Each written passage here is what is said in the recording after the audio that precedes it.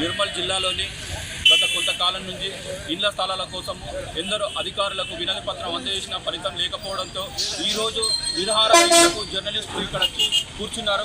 ఇక్కడ నిర్మల్ పట్టణ జిల్లా అధ్యక్షుడు రాసన్ శ్రీధర్ గారు మాట్లాడతారు. ఒకసారి మాట్లాడించే ప్రయత్నం చేద్దాం. ఈ సమస్యపై ఎట్లా ముందుకు వెళ్తున్నారు, ఎలా వెళ్తారు? ముందుగా పాత్రికేయ మిత్రులందరం సమాజానికి ప్రభుత్వానికి వారధులుగా పనిచేస్తూ 24 గంటలు 24/7 సేవలు అందిస్తున్నాం. ప్రపంచంలో ఏ సమస్య ఉన్నా, ప్రజలు ఎలాంటి కష్టాలు ఎదుర్కొంటున్నా వాటిని ప్రభుత్వాల దృష్టికి తీసుకొచ్చి వాటిని పరిష్కరించేంత వరకు వెంటాడుతూ వాటిని పరిష్కరించేదాకా పోరాడుతూ మా గలంతో ప్రజల కోసం పనిచేస్తున్నాం. కానీ దీపం కిందే చీకట్లు ఉన్నట్టు ఇక్కడ పాత్రికేయులకు ఎన్నో సమస్యలు వెంటాడుతున్నాయి.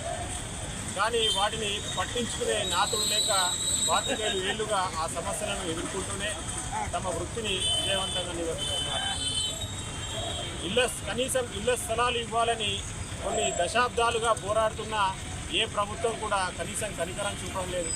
చట్టాలు జీవోల పేరిట మా సమస్యలను అలాగే వదిలేస్తున్నాయి తప్ప వాటిని పరిష్కరించి పేద జర్నలిస్టులు, అర్హులైన జర్నలిస్టులకు ఇళ్ల స్థలాలు ఇవ్వాలని చెప్పేసి ఏమాత్రం ముందుకు రావడం లేదు. ఇలా ఏళ్ళు గడిచిపోతున్నా మా దరఖాస్తులు గుట్టదాఖలవుతున్నా పట్టించుకునే నాతుడు లేక ఈరోజు మేము రోడ్డు ఎక్కాల్సిన పరిస్థితి వచ్చింది.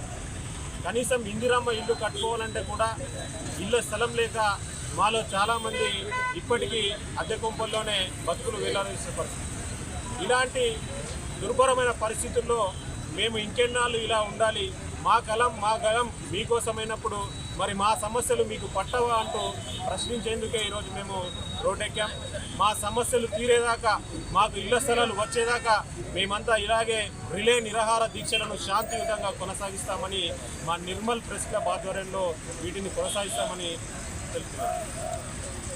నిర్మల్ జర్నలిస్టులకు ఇళ్ల స్థలాలు వచ్చేంత వరకు ఇక్కడ రిలే నిరాహార దీక్షలు కొనసాగిస్తామని చెప్పి ఆయన తెలుపుతున్నాడు.